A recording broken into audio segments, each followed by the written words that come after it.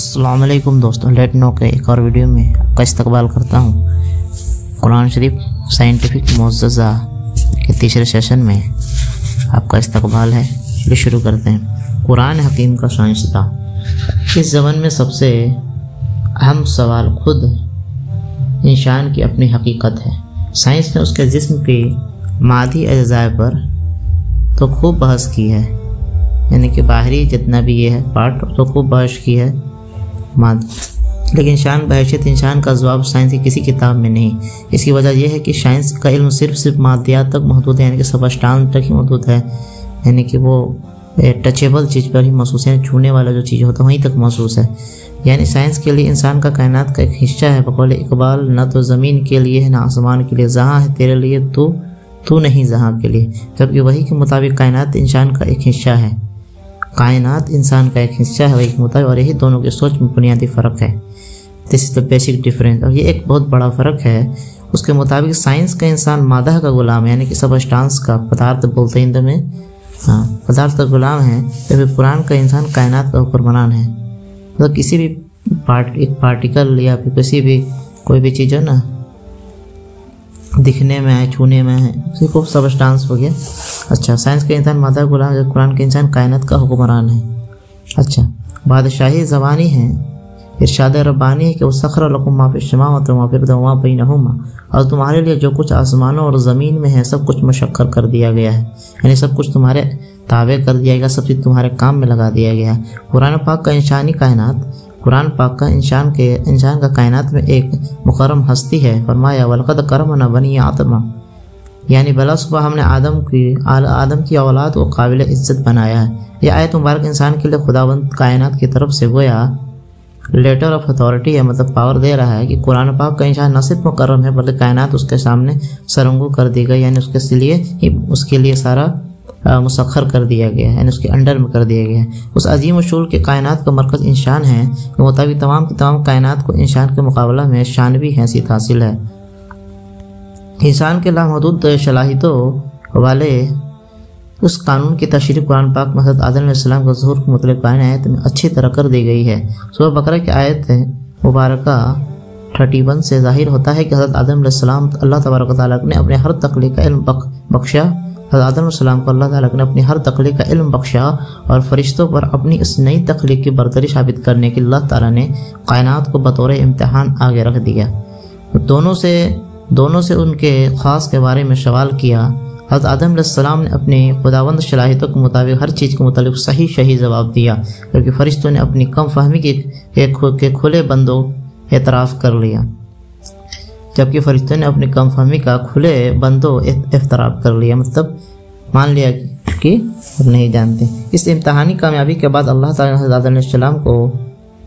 مسجود ملائک ہونے کا عظیم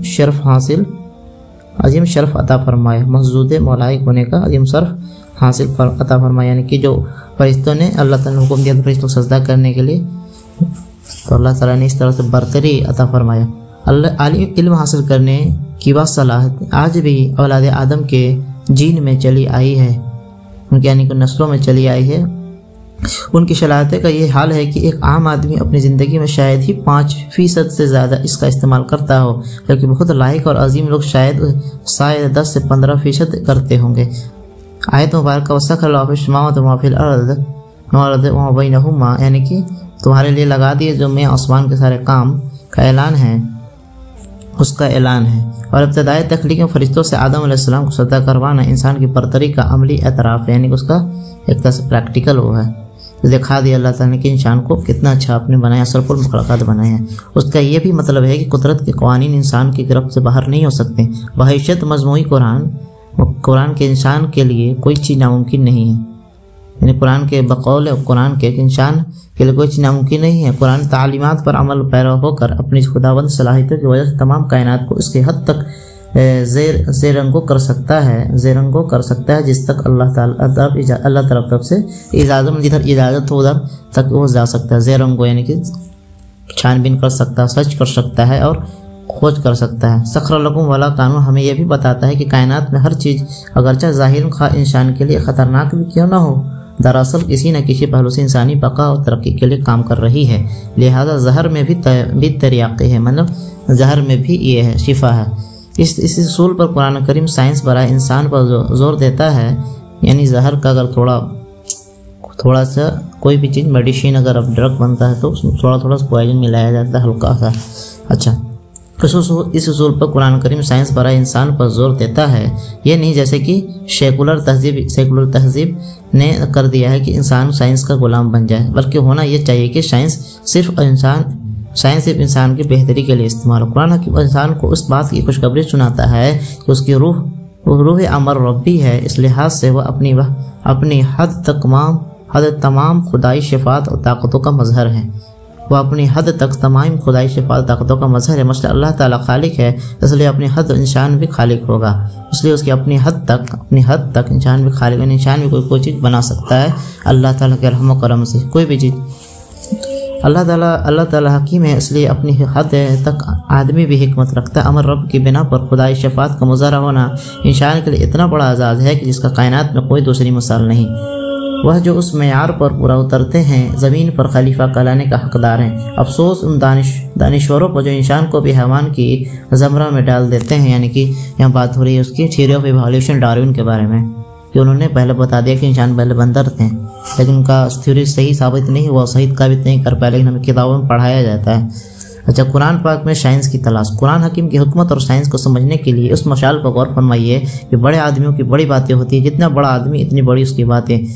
ان کی باتیں دنیا جہاں کے علوم مشالوں اور معمولات سے بھری ہوتی ہے، یعنی کہ جتنا بڑا آدمی ہوتا ہے اتنا بہترین ہر چیز کو ڈیفائن کرتا ہے، ہر چیز کو، چھوٹے چھوٹے چیز کو بھی ڈیفائن کرتا ہے، جس میں سننے والا اپنی سمجھ، شوق اور اہمیت کے مطابق بہت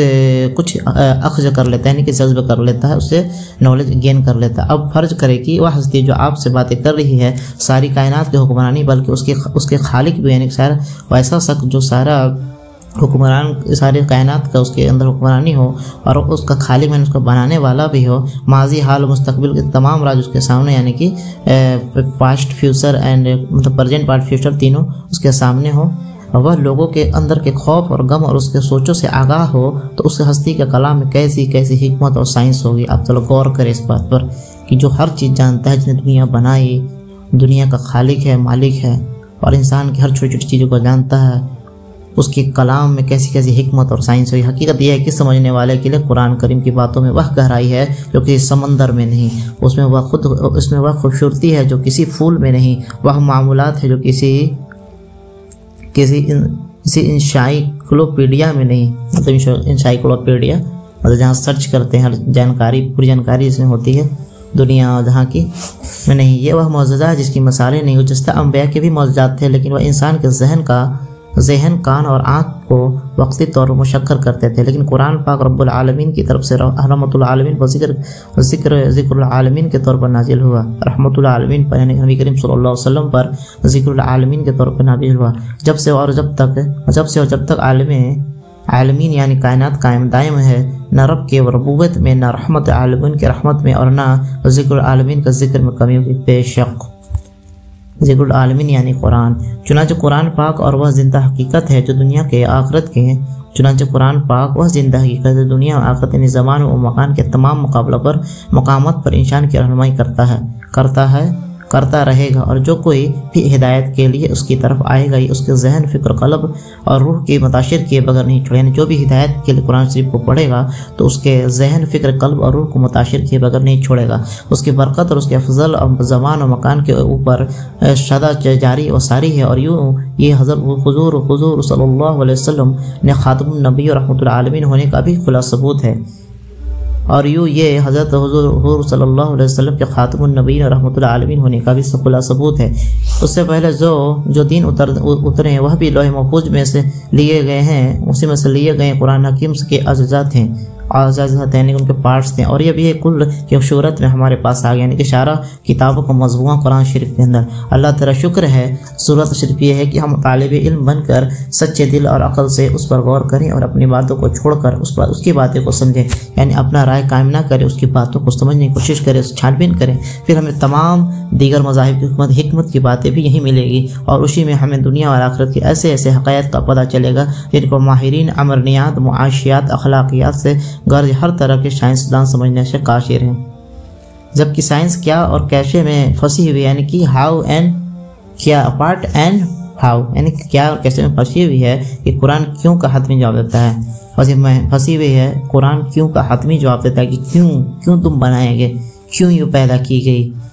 حقیقت یہ ہے کہ جہاں انسان عقل کی انتہا ہے وہاں قرآن پاک کی ابتدا ہے، انسان کا عقل جہاں جا کر سوچ کے ختم وہاں قرآن پاک کی ابتدا ہے، جہاں فزکس کے ماہرین نہ پہنچ سکیں وہ راز یہاں ہیں، جو فلاسفر کی عقلوں سے بالاتر و حکمت کی باتیں اس میں ہیں، غرض ظاہر اور باطن کے ہر علم کی بنیاد اس میں موجود ہے، اس لیے کہ یہ کلام اللہ ہے، سمجھنے کے لیے صرف ایک قلب سلیم کی ضرورت ہے۔ قرآن فہمی کے اصول، قرآن پاک سے علم و حکمت کے موتی چننے کے لیے مندرجہ ذیل اصول لازمی ہے۔ پہلی بات پختہ یقین ہے کہ یہ کتاب رب العالمین کا کلام ہے، بے شک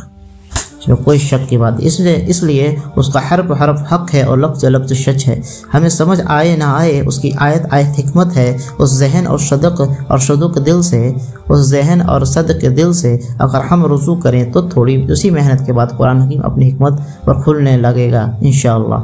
قرآن حکیم کو سمجھنے کے لیے دوسری اہم بات یہ ہے کہ مولا کریم کا شریک بننے سے ہر صورت میں بچا جائے۔ ایسا قارئ قرآن پاک میں اپنے ربوں کے حکمت کی بجائے اپنے ذہن کو تلاش کر رہا ہوتا ہے۔ بدقسمتی سے کئی علماء اور مفسرین اس گناہ میں مبتلا ہیں، وہ اپنے گھڑے ہوئے مفروضوں کو قرآن پاک کی آیت سے ثابت کرنے کی کوشش کرتے ہیں۔ کلام اللہ کی بجائے قرآن پاک اس آیت کے ذریعے اپنی سوچوں میں اور قاعدوں پر پرچار کرتے ہیں، اور قائد کو پرچار اس حوالے سے اقبال کہتے ہیں، احکام تیری حق میں مگر تیرے مفسر تعویل سے قرآن کو بنا سکتے ہو۔ اچھا، یہ طریقہ نہ صرف انتہائی غیر ذمہ دارانہ ہے بلکہ بہت خطرناک ہے۔